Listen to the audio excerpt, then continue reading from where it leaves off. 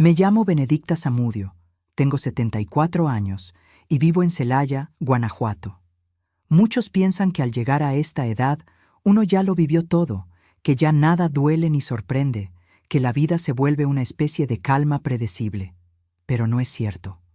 A veces, justo cuando crees que todo va a estar en paz, la vida te pone frente a un espejo que no puedes seguir ignorando.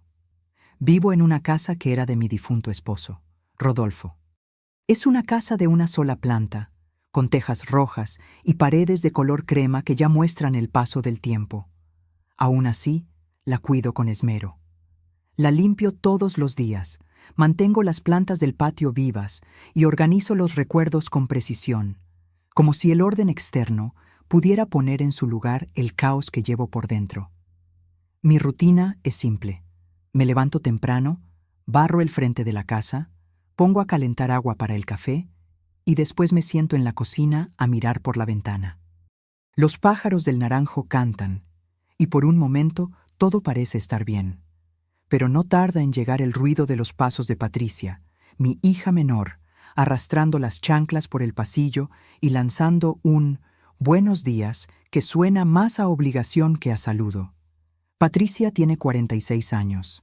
Después de su divorcio se vino a vivir conmigo, supuestamente por unos meses, mientras se acomodaba. Eso fue hace 6 años. Al principio me dio gusto tenerla cerca. Pensé que podríamos recuperar el tiempo perdido, volver a esa relación madre-hija que alguna vez tuvimos cuando ella era pequeña. Pero con el tiempo, esa esperanza se fue diluyendo en un mar de sarcasmos, comentarios hirientes y una indiferencia que duele más que cualquier insulto. No me malinterpretes, no me quejo por tenerla aquí. Es mi hija. La crié con amor, le di todo lo que pude. Pero desde que volvió a esta casa, siento que soy una carga para ella. Me habla como si le estorbara, como si cada cosa que hago fuera motivo de burla o molestia. Y lo más triste es que no siempre fue así. Patricia era una niña dulce, risueña, con una imaginación que me hacía reír. Pero algo cambió. No sé si fue su matrimonio fallido, sus frustraciones personales, o simplemente la vida que la volvió dura. Pero ya no la reconozco. A veces me corrige por cómo me visto. Me dice que mis faldas parecen de otra era. Otras veces se burla porque me gusta ver telenovelas viejas. Un día incluso me gritó que ya nadie quiere escuchar a las viejas que se quejan de todo. Me mordí los labios para no llorar. Me fui al baño. Cerré la puerta y ahí sí, solté las lágrimas. Hace poco, tuve un accidente pequeño. Se me resbaló una cazuela mientras cocinaba y cayó al suelo haciendo un estruendo. Patricia corrió a ver qué pasaba y en lugar de preguntarme si estaba bien, me gritó: «¿No puedes ni agarrar bien una olla? ¿Qué sigue? ¿Vas a quemar la casa?» Sentí cómo la sangre me subía a la cara, pero no dije nada. Solo me agaché a recoger los pedazos, mientras ella se alejaba murmurando cosas que preferí no entender. Y así han sido los últimos años, un desfile de desprecios pequeños, de palabras que se clavan como espinas bajo la piel. Me volví experta en callar, en sonreír para no molestar, en hacerme pequeña en mi propia casa. Lo peor es que mis otras hijas no lo saben. Laura vive en Querétaro, tiene su vida hecha y apenas puede venir. Mariela está en Chicago, y entre el trabajo y sus hijos, hablamos solo por teléfono. Ellas creen que todo está bien, porque yo me encargo de pintarlo bonito. ¿Cómo explicarles que su hermana, la menor, me trata como si yo fuera un estorbo? El día que sentí que ya no podía más fue hace una semana. Era domingo, y yo había preparado un arroz con leche, como me gusta hacerlo cada que puedo. Lo dejé enfriando en el refrigerador. Por la tarde, Patricia llegó molesta porque su cita la había dejado plantada. Estaba de malas, tirando puertas, aventando su bolsa. Le ofrecí un poco del postre y me dijo: «Tú con tus porquerías. Ya ni azúcar puedo comer. ¿Quieres que me muera o qué?» Luego se encerró en su cuarto y no salió hasta el día siguiente. Yo me quedé ahí, con el platito en la mano, como una niña regañada. Y en ese momento, sin pensarlo, me fui a mi cuarto y cerré la puerta. Me senté en la cama y comencé a llorar. Pero no un llanto de tristeza. Era un llanto de rabia. de cansancio, de impotencia. Algo dentro de mí se quebró, como si tantos años de silencio hubieran colapsado de golpe. Ahí, en medio de esa soledad que arde, me di cuenta de que ya no quería vivir así, que no merecía ser tratada como una molestia, que no podía seguir fingiendo que todo estaba bien, porque aunque me duela, aunque me tiemble la voz, lo que siento también importa. Y así comenzó todo. Cuando pienso en el pasado, en esos años en los que la vida todavía tenía sabor a esperanza, no puedo evitar sonreír, aunque sea con un poco de melancolía. Antes de que el silencio se volviera mi escudo, yo era otra mujer. Alegre, habladora, soñadora. Tal vez un poco ingenua, sí, pero con el corazón lleno de amor. Me gustaba cantar mientras cocinaba, bailar sola en la sala cuando sonaba la radio, leer novelas de romance, aunque todos dijeran que eran cursilerías. Yo creía en el amor, en la bondad de la gente y en que con cariño se podía sanar cualquier herida. Conocí a Rodolfo cuando tenía 18 años, en una fiesta del pueblo. Él era apuesto, de ojos intensos y sonrisa fácil. Llevaba un sombrero que siempre se acomodaba con elegancia y hablaba con una seguridad que me deslumbró desde el primer momento. Me invitó a bailar un danzón y yo, con las mejillas encendidas, acepté sin dudar. Esa noche sentí que el mundo se detenía. Cuando terminó la fiesta, me acompañó a casa y me dijo al oído: «Tú vas a ser mi esposa, Benedicta». Y yo, tonta enamorada, ya me imaginaba bordando nuestras iniciales en las servilletas. Mis padres, especialmente mi madre, no estaban muy convencidos de Rodolfo. Decían que era muy encantador, que algo escondía detrás de esa sonrisa. Pero yo no quería escuchar. Estaba enamorada, y cuando una tiene 18 años, el amor lo puede todo, o eso cree una. Nos casamos un año después. Fue una boda sencilla, pero hermosa. Mi vestido lo confeccionó mi tía Adela, una costurera de manos mágicas. Recuerdo que cuando llegué al altar, Rodolfo me miró como si yo fuera lo más bello del mundo. En ese momento sentí que mi vida apenas empezaba, que todo lo bueno estaba por venir. Los primeros años fueron felices. Nos fuimos a vivir a una casita prestada por mis suegros, y aunque no teníamos mucho, no nos faltaba lo esencial. Rodolfo trabajaba como mecánico y yo me dedicaba a la casa. Cocinaba con esmero, decoraba con flores silvestres y soñaba con tener una familia numerosa. Y así fue. En menos de 10 años nacieron nuestras 3 hijas, Laura, Mariela y Patricia. Cada una trajo luz a mi vida. Me sentía plena siendo madre. Me desvivía por ellas, les contaba cuentos por las noches, les bordaba sus nombres en las mochilas, les enseñaba a rezar antes de dormir. En casa se respiraba ternura, al menos durante el día, porque con el tiempo Rodolfo empezó a cambiar. Al principio eran pequeñas cosas, que no le gustaba que opinara cuando él hablaba, que me pedía que me callara si había visita, que me corregía frente a las niñas. Luego vinieron los reclamos más duros, que si gastaba de más, que si la comida no estaba como a él le gustaba, que si me arreglaba demasiado o muy poco. Yo lo justificaba. Está cansado, tuvo un mal día, el trabajo lo estresa. Pero en el fondo, algo dentro de mí ya sabía que eso no era normal. Una noche, después de una discusión tonta porque yo había olvidado comprar cilantro, Rodolfo me empujó.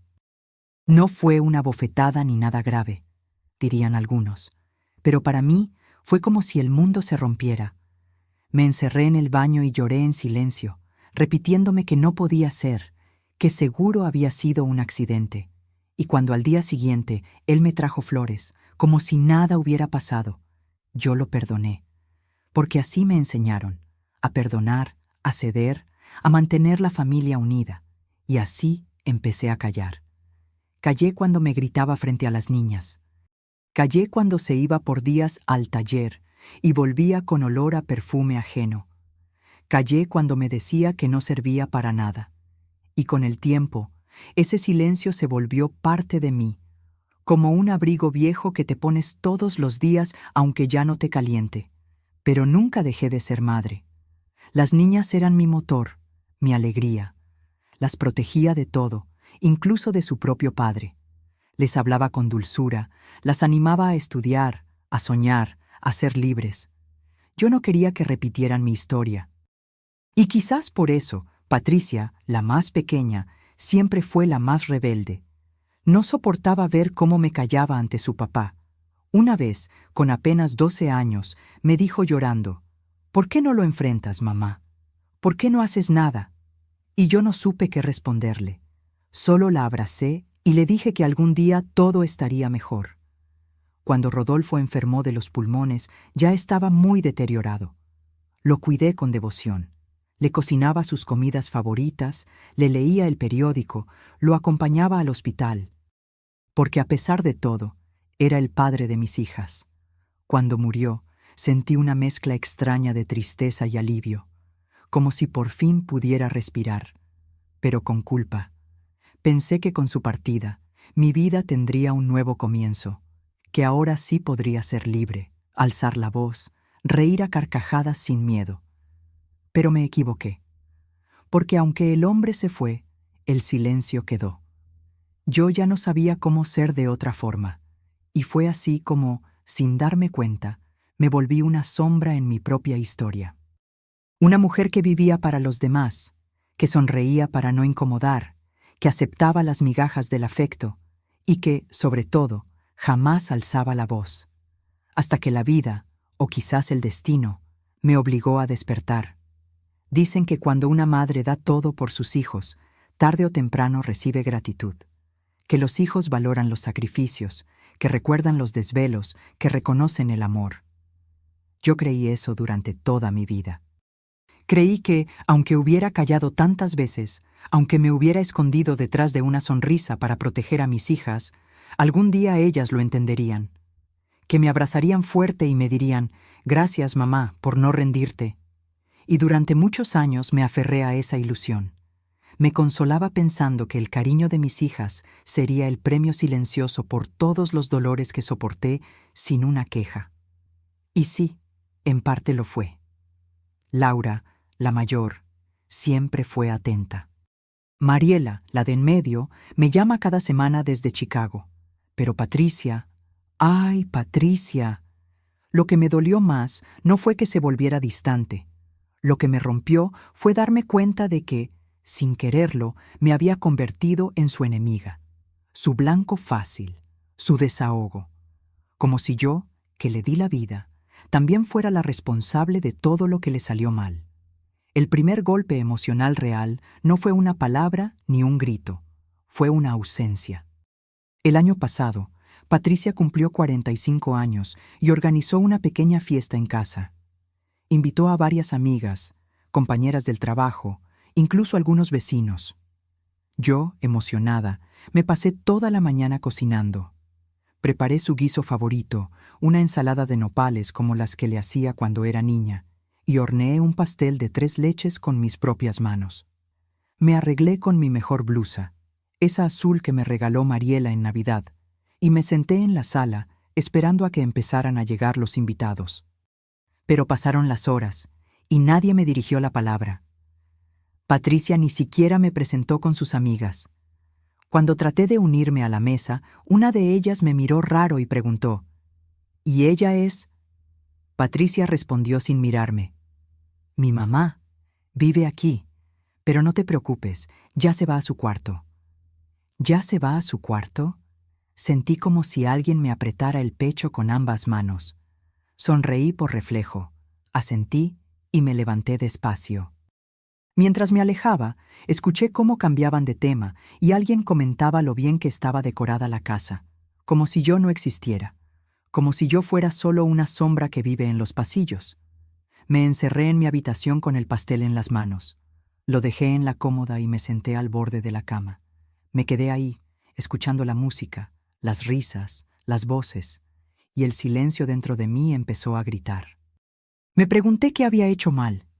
¿En qué momento mi hija dejó de verme como madre y empezó a verme como estorbo? Lloré bajito, como tantas otras veces. Pero esa noche algo fue diferente. No fue tristeza lo que sentí, fue decepción. de la que duele como traición. Pasaron los días y yo traté de actuar con normalidad. Seguía cocinando, limpiando, preguntando si quería que le planchara su blusa favorita. Ella, como siempre, respondía con indiferencia. Pero ya no me sentía la misma. Por dentro, algo se había quebrado. Como cuando una taza se rompe por dentro pero por fuera aún parece entera. Tiempo después llegó otro golpe. Patricia me pidió que no saliera tanto al club de costura, donde me reúno con unas amigas. Dijo que esas señoras solo llenaban mi cabeza de tonterías. Y cuando le dije que me hacía bien hablar con otras mujeres, me respondió: ¿hablar de qué? ¿De enfermedades y chismes? Mejor quédate aquí y descansa, que ya estás grande. Me mordí los labios. No por la frase en sí, sino por el tono. Ese desprecio envuelto en condescendencia. Como si yo no tuviera derecho a tener vida propia. Como si, por ser vieja, mis deseos ya no importaran. Y lo peor es que empecé a creerlo. Dejé de ir al club. Dejé de contestar llamadas. Me aislé. Me convertí, una vez más, en esa mujer silenciosa que lo acepta todo para no incomodar. Una tarde, abrí una caja de recuerdos que guardaba en el armario. Fotos viejas, cartas de amor que Rodolfo me escribía cuando aún era tierno, dibujos de mis hijas cuando eran pequeñas. Encontré uno que me hizo llorar, un dibujo de Patricia de cuando tenía 6 años. Había dibujado a toda la familia, con palitos y caritas sonrientes. En la parte de abajo, con letra chueca, decía: «Mi mamá es mi heroína, heroína». ¿Cómo pasamos de eso a esto? Esa fue mi primera gran decepción. No la vida dura, no los sacrificios. Fue darme cuenta de que el amor que di, sin medida, sin condiciones, no siempre regresaba de la misma forma. Y por más que una trate de justificarlos, de decir: es que está estresada, es que no se da cuenta, la herida queda. Porque el amor de una madre no debería doler. Y sin embargo, dolía. Cada día más. Y lo más cruel es que me culpaba a mí misma. Pensaba que quizá había sido demasiado blanda, demasiado protectora, que había fallado en enseñarle a valorar. Me preguntaba si al callar tanto la había acostumbrado a que yo siempre iba a estar ahí, pase lo que pase, sin reclamar, sin llorar, sin decir basta. Pero ese día, frente al dibujo de la pequeña Patricia que aún me llamaba heroína, entendí que algo tenía que cambiar. Después de aquella tarde en la que vi el dibujo de Patricia con la palabra heroína, mi corazón quedó hecho un nudo. Me costaba respirar sin que me doliera. Era como si cada recuerdo de su infancia, sus abrazos, sus preguntas inocentes, sus «te quiero, mamá», se hubiera convertido en una espina. Una espina que, cada vez que pensaba en lo que ella es ahora, se hundía más profundo. Pero, a pesar de todo, seguía sin querer ver la verdad. Me decía a mí misma que era una fase, que estaba pasando por algo difícil. Tal vez era el estrés del trabajo, tal vez le dolía aún su divorcio, o quizá estaba deprimida. Yo buscaba excusas para justificar su comportamiento, porque aceptar que una hija a quien amaste con todo el alma ahora te trataba con frialdad era demasiado doloroso. Me repetía frases que había oído toda la vida. Los hijos cambian, pero siguen amando. Una madre debe ser paciente. Es mejor evitar los conflictos. Palabras que, en lugar de consolarme, me ataban más fuerte al papel de la mujer callada. A veces sentía una rabia enorme, un deseo de decirle todo de golpe, de gritarle que me dolía, que no era justo. Pero luego, la idea de una discusión, de verla molesta, de que tal vez se fuera de la casa y no volviera a hablarme, me paralizaba. Porque esa es la trampa del amor maternal. Nos hace capaces de soportar lo insoportable solo para no perder un poco de afecto. Vivía atrapada entre dos voces, una que me pedía valor y otra que me suplicaba aguantar. Me decía: ¿y si la enfrento y se va de casa? ¿Y si me quedo sola? A mi edad, la soledad pesa más. Ya no se llena con un café o un paseo. Se mete en los huesos, en el silencio de las noches, en la falta de alguien que escuche aunque sea por costumbre. Por eso, muchas veces prefería aguantar, fingir que no pasaba nada, seguir con la rutina. Pero esa rutina empezó a volverse una tortura. Patricia dejó de saludarme cuando llegaba. Ya ni siquiera disimulaba. Se metía a su cuarto, ponía la televisión a todo volumen y solo salía a comer. A veces dejaba los platos en la mesa, esperando que yo los recogiera. Lo hacía, claro. Lo hacía porque no quería que me dijera nada, porque me dolía más un mal gesto que lavar una vajilla entera. Recuerdo un día en particular, uno que aún me cuesta relatar sin que se me encharquen los ojos. Fue un martes. Estaba limpiando su cuarto porque ella me lo había pedido. Mientras barría, vi en su escritorio una carta. Estaba abierta. No suelo leer cosas ajenas, pero el sobre decía a Recursos Humanos, y la curiosidad me ganó. Leí unas líneas, y ahí estaba. Una descripción de su situación familiar. Decía que vivía con una mujer mayor que requiere cuidados constantes, que ya no es funcional y cuya presencia dificulta la vida personal. Una mujer mayor que requiere cuidados constantes. Me sentí invisible, descartada, como si yo fuera una carga, una anciana inútil. No mencionaba que cocinaba todos los días, que lavaba, que planchaba, que la esperaba con café caliente, que le guardaba la cena cuando llegaba tarde. Nada de eso importaba. Yo era, para ella, una sombra molesta que había que justificar en su trabajo. No una madre, no una mujer. Cerré la carta y me senté en la cama. No podía llorar, ni siquiera podía moverme. Sentí que algo se rompía por dentro, pero aún así, no dije nada. No le reclamé. Esa noche preparé arroz blanco con calabacitas, como a ella le gusta. Puse la mesa, serví su plato, y cuando salió de su cuarto y preguntó, ¿qué hay de cenar?, solo respondí, ahí está, hija. Ese fue mi punto más bajo, el momento en que supe que me estaba traicionando a mí misma, que algo dentro de mí me rogaba por fin alzar la voz. Pero la otra parte, la que vivió años callando frente a Rodolfo, la que aprendió a tragarse el orgullo por el bien de los demás, esa parte seguía ganando. Porque también había miedo. Miedo a perderla, a que me dijera algo cruel, a que cortara el lazo y yo me quedara sola, con la culpa y los recuerdos. Me preguntaba, ¿y si se va y nunca más me habla? Y luego venía la culpa. Quizá yo soy muy sensible, quizá estoy exagerando. Ella trabaja mucho, tiene presiones, tal vez necesita su espacio. Ese fue el dilema de cada día durante meses. Una lucha interna constante. Y mientras tanto, cada palabra no dicha, cada lágrima contenida me hacía más pequeña, más invisible, más vacía. Pero había algo nuevo en mi pecho, un susurro que iba creciendo, una semilla de dignidad quizás, de esas que tardan en brotar, pero que cuando lo hacen, nadie las puede detener. Y aunque seguía sin saber cómo ni cuándo, algo dentro de mí empezaba a decir basta. No hay silencio más doloroso que el que se vive acompañado. La casa seguía siendo la misma, las paredes de color crema, el jardín que yo regaba cada mañana, los portarretratos acomodados con cuidado en el mueble del pasillo. Todo parecía en orden, pero dentro de mí el desorden era absoluto. Cada día que pasaba me sentía más sola.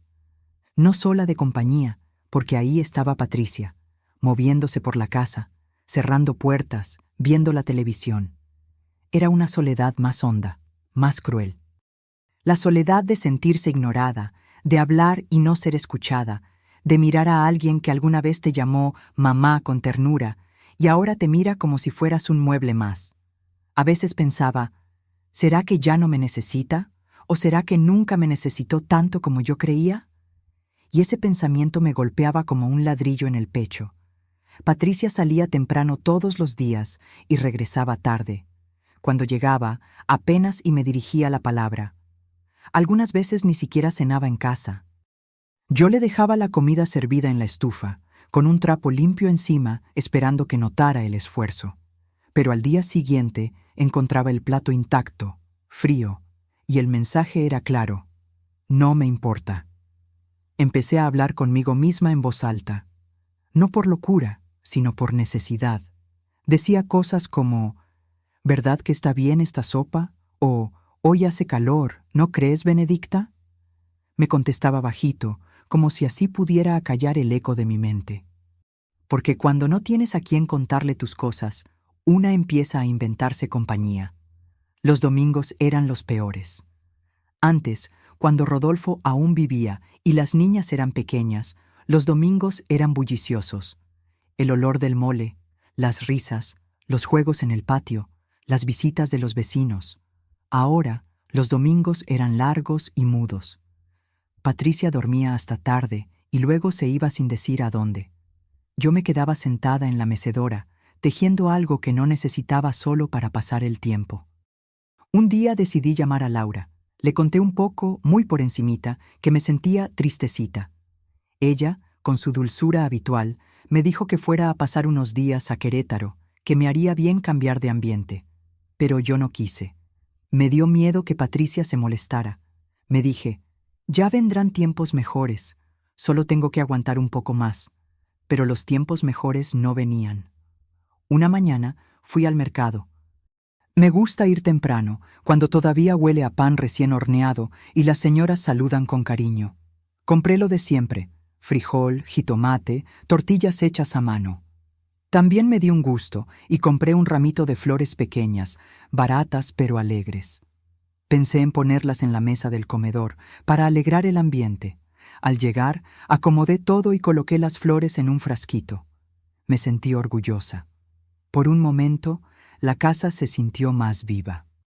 Pero cuando Patricia llegó y vio las flores, frunció el ceño y dijo, ¿para qué gastas en eso? Son puras tonterías. Mejor guarda ese dinero que luego andas pidiendo prestado para medicinas. Me congelé. No supe qué decir. Quise defenderme, decirle que eran solo unas flores, que me hacían feliz. Pero mi voz se quedó atrapada en la garganta. Solo asentí y las llevé al cuarto. Allí las dejé, en la mesita de noche. Y esa noche lloré mientras su aroma me abrazaba. Ese fue un punto de quiebre. Me sentí como si no tuviera derecho ni siquiera a alegrarme con cosas pequeñas, como si mi existencia tuviera que ser funcional, callada, invisible. A partir de ahí, empecé a evitarla aún más. Me despertaba antes que ella, hacía lo necesario en la cocina y me encerraba en mi cuarto a bordar. Salía solo para lo indispensable. El resto del tiempo me refugiaba en mis recuerdos. Miraba fotos viejas, cartas, cuadernos donde anotaba recetas o frases que me gustaban. Un día encontré un diario que había comenzado después de que Rodolfo murió. Apenas tenía unas páginas escritas, pero cada palabra estaba cargada de emociones. Lo retomé. Empecé a escribir cada noche. Al principio, solo frases sueltas. Hoy me sentí invisible. Hoy no me escuchó. Hoy lloré en silencio. Pero con el tiempo, escribir se volvió mi forma de desahogo. Allí, en esas páginas, empecé a reconocer algo que me costaba aceptar. Ya no era feliz, ya no me sentía viva. Y aunque me doliera admitirlo, gran parte de esa infelicidad venía de Patricia, de su trato, de su desprecio, de su frialdad. Y eso me destrozaba por dentro.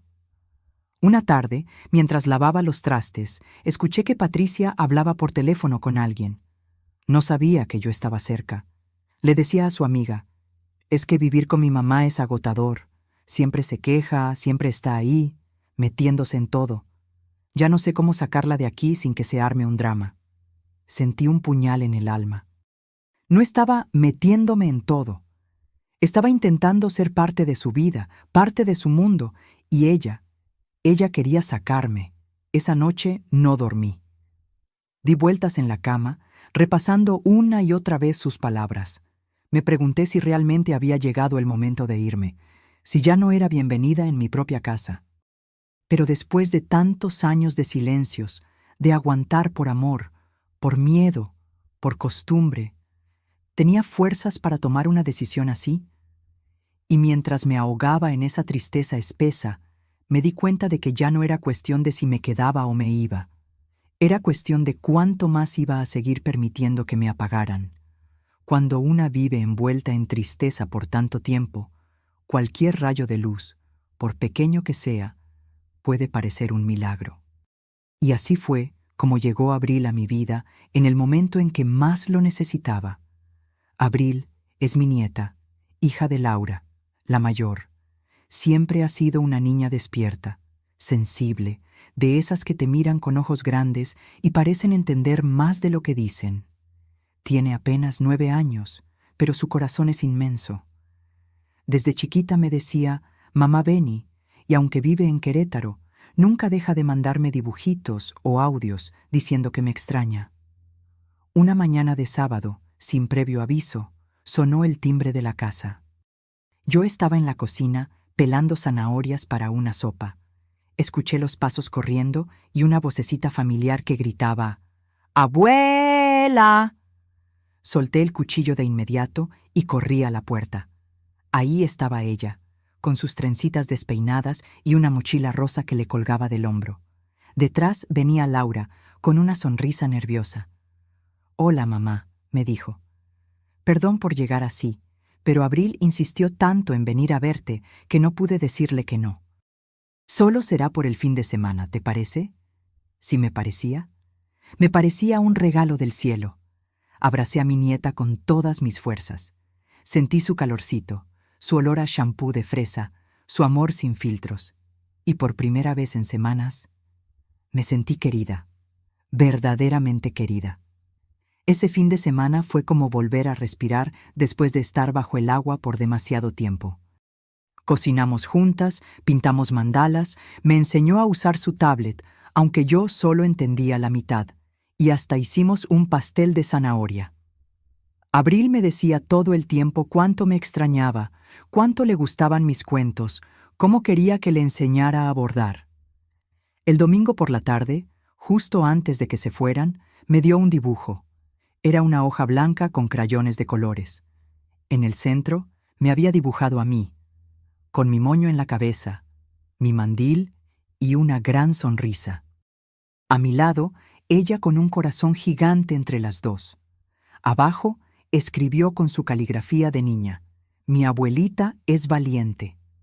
Valiente. Esa palabra me dejó paralizada. «¿Por qué dices que soy valiente, mi amor?», le pregunté con la voz temblorosa. «Porque aunque vives con mi tía que grita mucho, tú sigues siendo buena, porque siempre sonríes, y porque las valientes no se rinden», me respondió sin titubear. Me abracé a ella con un nudo en la garganta. Esa niña, sin saberlo, acababa de sembrar en mí una semilla de fuerza, porque nadie me había llamado valiente en mucho tiempo. Es más, yo misma ya había olvidado que alguna vez lo fui. Cuando se fueron, me quedé sola en casa otra vez. Patricia había salido desde temprano, como de costumbre. Me senté en la sala, con el dibujo de Abril en las manos, y lo miré por un largo rato. Le di vueltas a sus palabras. Las valientes no se rinden. Y entonces lo supe. Supe que ya no podía seguir así.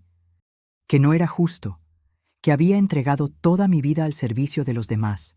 Que había amado hasta el cansancio. Que había callado más de lo que una garganta puede soportar. Y ya era hora de cambiar eso. No por venganza, no por rabia, por amor a mí. Esa noche abrí mi diario y escribí con letra firme. Hoy decidí que merezco respeto, que ya no voy a quedarme callada, que no soy una carga. Soy una mujer que ha vivido, que ha sufrido, que ha amado y que por fin va a hacerse escuchar. Pasé los días siguientes pensando en cómo hacerlo. ¿Le escribiría una carta a Patricia? ¿Le hablaría de frente? ¿Esperaría un momento propicio? Cada opción me daba miedo, pero también esperanza. Porque lo más importante ya lo había hecho, decidir. Y en ese pequeño acto de decisión, en esa semilla que Abril había plantado, encontré mi primer pedacito de libertad. No sabía cómo saldrían las cosas.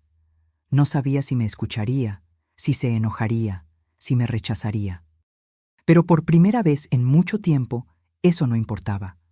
Porque no se trataba de cambiarla a ella. Se trataba de recuperar mi voz, de recordar quién era yo antes de tanto silencio. Ese fue mi rayo de esperanza, una niña con crayones, un valiente escrito con amor, y una decisión que cambió mi rumbo para siempre. Dicen que hay momentos en la vida que no se planean, que simplemente llegan como un trueno en medio del cielo claro. Y así fue. No había preparado discursos, ni escrito una carta, ni ensayado frente al espejo lo que diría. Simplemente sucedió. El día en que decidí alzar la voz fue como si todas las palabras que había guardado durante años se agolparan en mi pecho, pidiendo salir de una vez por todas. Fue un jueves cualquiera. Patricia llegó tarde, como siempre, cansada, irritada. Desde que cruzó la puerta, supe que venía de mal humor. Tiró las llaves sobre la mesa y se quejó en voz alta de que la casa olía a comida vieja. Yo estaba en la cocina, terminando de guardar unos trastes. Me acerqué y le dije suavemente: «Hoy hice sopa de lentejas. Pensé que te gustaría como cuando eras niña». «¿Otra vez lentejas?», respondió con desdén. «Mamá, ya te he dicho que eso me cae pesado. ¿No puedes hacer algo más normal por una vez?». Me quedé en silencio. Podría haberlo dejado pasar, como siempre. Podría haberme dado la vuelta y fingido que no me dolía. Pero no lo hice. No esta vez. Me acerqué despacio, la miré a los ojos y le dije con voz clara, aunque me temblaban las manos: «Patricia, ¿cuándo fue que empecé a estorbarte?». Ella levantó una ceja confundida. «¿Qué dices?». «Estoy preguntando cuándo fue que dejé de ser tu madre para convertirme en una molestia». Continué, con el corazón latiendo con fuerza. «¿Fue después de tu divorcio? ¿Después de que volviste a esta casa que también es mía?». «Ay, mamá, no empieces», dijo intentando esquivar la conversación. «No, sí voy a empezar», dije con firmeza, «porque llevo años callando, años soportando tus desplantes, tus gritos, tu desprecio. Cocino, limpio, te cuido, y tú me tratas como si fuera un mueble viejo que ya no sirve. ¿Qué te hice, Patricia? ¿Por qué me tratas así?». Ella frunció el ceño, como si no entendiera, o como si no quisiera entender. «No es para tanto. Estás exagerando». «¿Exagerando? ¿Decir que me duele que ignores todo lo que hago por ti es exagerar? ¿Que laves tus platos sea demasiado pedir? ¿Que te importe si ya comí o si estoy enferma?». Mi voz se quebró, pero seguí. «El otro día escuché cuando dijiste por teléfono que yo era una carga. ¿Eso soy para ti?». Patricia se quedó en silencio. Por un segundo pareció incómoda, incluso avergonzada. Pero pronto reaccionó con su típica defensiva. «Mamá, no tienes idea del estrés que manejo. No sabes lo que es lidiar con todo esto sola». «¿Sola? ¿Crees que no sé lo que es estar sola?», la interrumpí. «Estuve sola cuando tu padre me gritaba y yo callaba para protegerlas. Estuve sola cuando me empujó y fingí que fue un accidente. Estuve sola criando a 3 hijas sin quejarme. Y ahora estoy sola contigo en esta casa, pero más sola que nunca». Ahí, finalmente, rompí en llanto. No el llanto silencioso de otras veces, sino uno abierto, tembloroso, que venía desde el alma. «Estoy cansada, hija, cansada de vivir así, de sentir que mi presencia te estorba, de no tener derecho ni a poner flores en mi mesa sin que me critiques. Y hoy, por primera vez, no me voy a quedar callada, porque merezco respeto, porque aunque me veas vieja, sigo siendo tu madre». Patricia me miró sin saber qué decir. Por primera vez en años la vi sin palabras. Quiso hablar, pero no le salió nada. Me di la vuelta y fui a mi cuarto. Cerré la puerta con suavidad y me senté en la cama, temblando. No sabía qué pasaría después. Si me gritaría, si se iría, si me dejaría de hablar. Pero por primera vez en mucho tiempo me sentí ligera, como si al fin hubiera soltado una piedra que llevaba décadas cargando. Al día siguiente hice algo más. Empaqué una maleta. No muchas cosas, solo lo esencial: ropa, medicinas, mi diario, el dibujo de Abril. Llamé a Laura y le pregunté si podía irme a vivir con ella por un tiempo. No le di detalles, solo le dije: Ya no puedo seguir aquí. Su respuesta fue inmediata. Mamá, tu cuarto te espera. Ven cuando quieras. Cuando Patricia me vio con la maleta, palideció. ¿Te vas?, preguntó con la voz baja. Sí, respondí, mirándola a los ojos. Me voy porque quiero vivir los años que me quedan en paz. Me voy porque no merezco este trato. Porque no voy a seguir aceptando que el amor se dé con condiciones o con desprecio. Ella no dijo nada. Solo se apartó para dejarme pasar. Y así, sin dramatismos, sin gritos, sin más lágrimas, salí por esa puerta. No como una madre derrotada, sino como una mujer que, al fin, se atrevió a decir basta. Cuando cerré la puerta de mi casa aquella mañana, con mi maleta en la mano y el corazón palpitando como si acabara de correr una maratón, no sabía exactamente a dónde me estaba llevando la vida. Sabía que me iba a casa de Laura, que ella me recibiría con cariño, pero no sabía cómo iba a enfrentar la culpa, la tristeza, la ausencia. No sabía cómo se viviría sin Patricia, y mucho menos imaginaba que, lejos de lo que esperaba, ese paso iba a desencadenar algo mucho más profundo. Laura me recibió con los brazos abiertos. Me acomodó en un cuarto pequeño pero cálido, con una ventana que daba al jardín. Tenía una colcha tejida por ella misma y una mesita con flores frescas. Me preparó una taza de té. Me hizo reír. Me acarició las manos. Me miró con ternura, como hacía tiempo nadie lo hacía. No me preguntó nada al principio.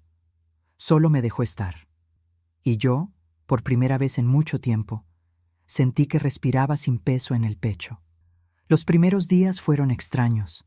Me despertaba temprano, como siempre, pero no tenía nada que hacer. Nadie a quien preparar el desayuno. Nadie que entrara a la cocina con mala cara. Al principio me sentía desubicada, como si hubiera perdido mi propósito. Pero poco a poco comencé a descubrir algo hermoso. El placer de vivir para mí. Laura me llevó al parque. Paseamos por la Alameda, compramos elotes, nos sentamos a ver pasar la gente. Me presentó a sus amigas del club de lectura. Volví a reír con libertad. Empecé a bordar otra vez, a escribir en mi diario con más esperanza que tristeza. Me sentía viva. Y eso, en mi edad, es un regalo. Pero lo que nunca esperé fue lo que pasó 3 semanas después. Una tarde, mientras Laura estaba en el trabajo y Abril en la escuela, tocaron la puerta. Fui yo quien abrió. Y ahí estaba Patricia, con la cara pálida, los ojos rojos, las manos temblorosas. Sostenía una bolsa de pan y una pequeña caja de madera. «Hola, mamá», me dijo con la voz casi rota. Yo no dije nada, solo la miré. Había en sus ojos algo distinto.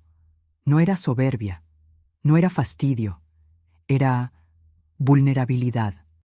«¿Puedo pasar?», preguntó, bajando la mirada. Asentí en silencio. Entró como si no supiera dónde poner los pies. Se sentó en la orilla del sofá, apretando la caja contra su pecho. «No vengo a justificarme», empezó. «Vengo a pedir perdón». Esas palabras me desarmaron. Perdón por todo lo que te hice sentir. Por no darme cuenta antes. Por hacerte creer que eras una carga, cuando en realidad tú me sostuviste más veces de las que puedo contar. Me quedé callada. Sentía un nudo en la garganta, pero no quería interrumpirla. Patricia respiró hondo y siguió hablando. «Cuando te fuiste no lo entendí. Me dio coraje. Pensé que exagerabas. Pero después, la casa se quedó vacía. Empecé a ver las cosas que hacías sin que yo notara. Las ollas limpias, las toallas dobladas, la comida caliente. Y empecé a escuchar el eco, el silencio. Y ese silencio me habló más fuerte que tus palabras. Sacó de la caja una libreta. «Encontré esto», me dijo. «Tu diario. Sé que no debí leerlo, pero lo hice. Y me rompí, mamá. Me rompí al leer cómo te sentías, al ver cuánto habías callado, cuánto habías sufrido por mí. Me sentí una egoísta, una mala hija. Me cubrí la boca con las manos. No sabía que Patricia tenía mi diario. No sabía que lo había leído. Y sobre todo, No sabía que sería eso lo que la haría despertar. Yo también sufrí, continuó, pero nunca me tomé el tiempo de pensar en ti. Siempre fuiste tan fuerte, tan silenciosa, que pensé que no te dolía nada. Me equivoqué, mamá. Y hoy solo quiero decirte que te amo, que me perdones, y que si algún día quieres volver, la casa es tuya. Pero no para servir, no para callar, para vivir como tú mereces. Las lágrimas rodaban por mi rostro. No supe qué decir. Solo me acerqué y la abracé. Un abrazo largo, sentido, donde las palabras sobraban. No era un final feliz de telenovela. Era un comienzo nuevo, uno más real. Uno donde ambas, madre e hija, nos mirábamos sin escudos. Le dije que necesitaba tiempo, que ahora estaba bien con Laura, que necesitaba seguir sanando, y ella lo entendió. Antes de irse, me dejó la caja con una nota.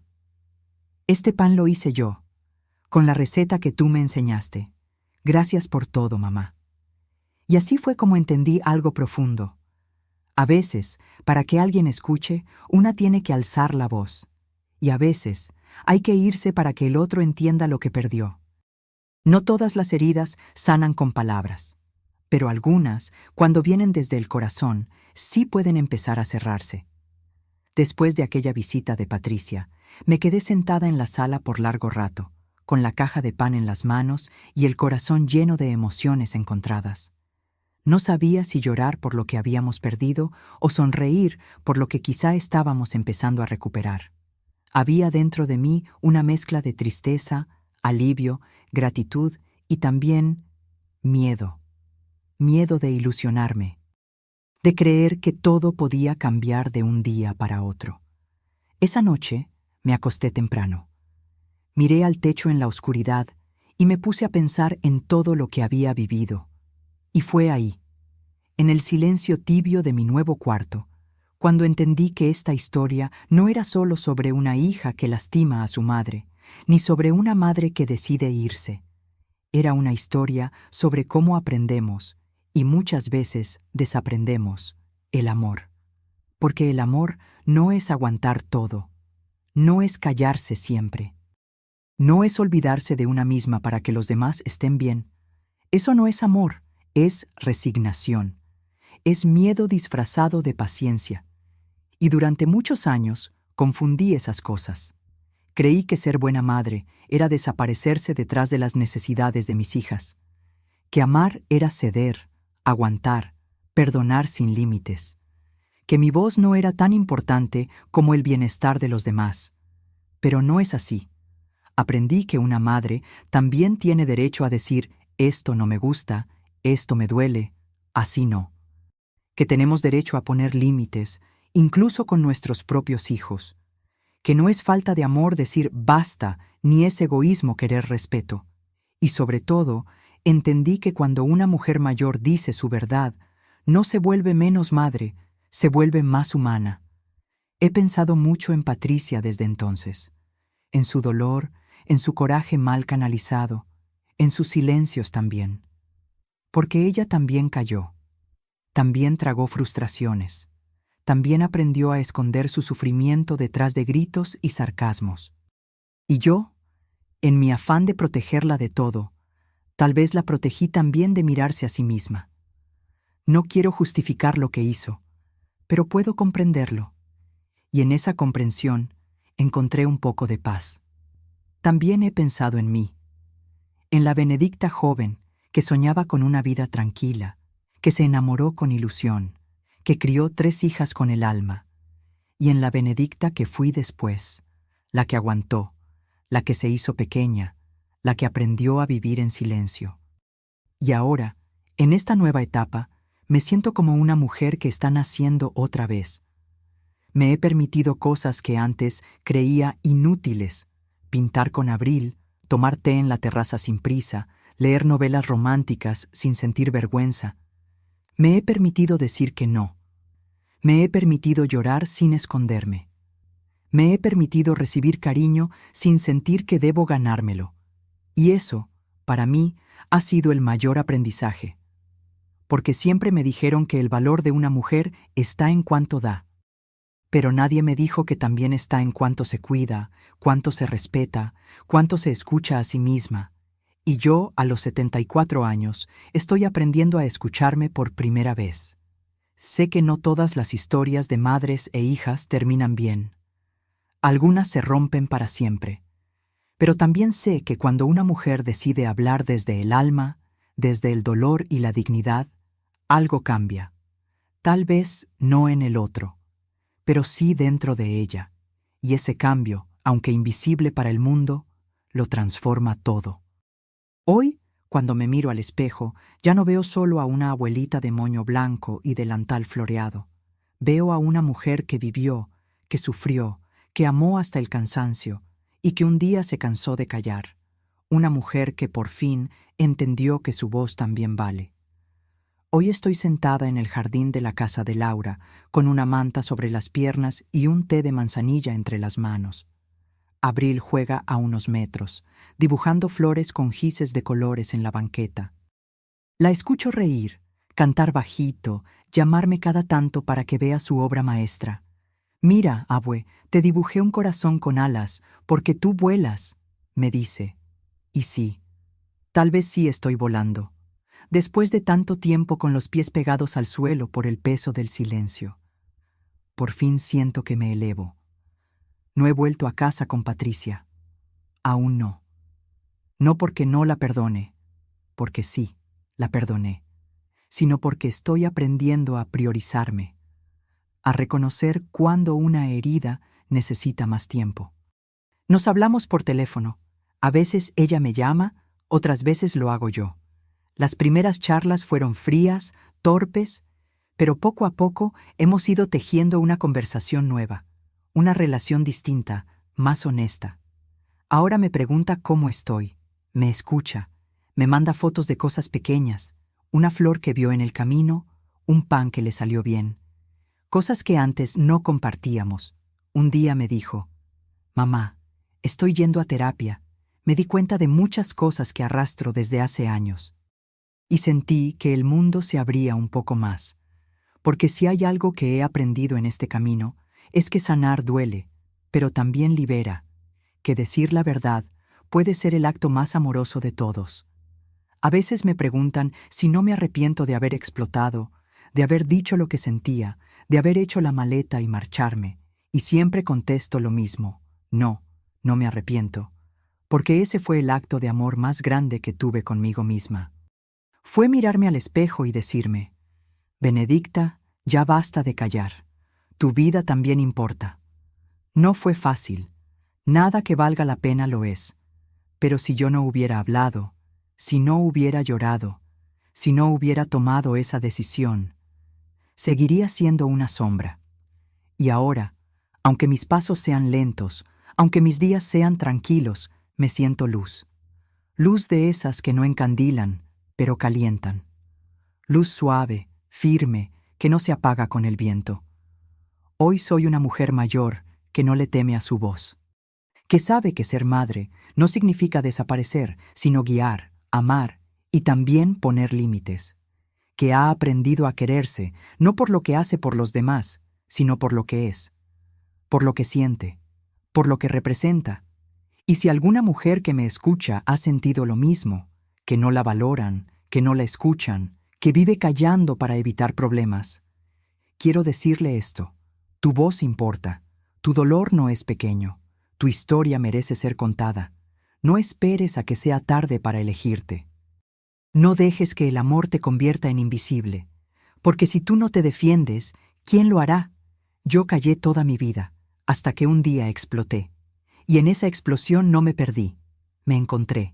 Y tú también puedes hacerlo. Gracias por escucharme. Si esta historia tocó tu corazón, déjame tu comentario, tu like y suscríbete al canal. A veces, compartir lo que vivimos es la mejor manera de sanar. Y quién sabe, quizá lo que aprendí pueda servirle a otra mujer que aún no se atreve a alzar la voz. Hasta la próxima. Benedicta Zamudio.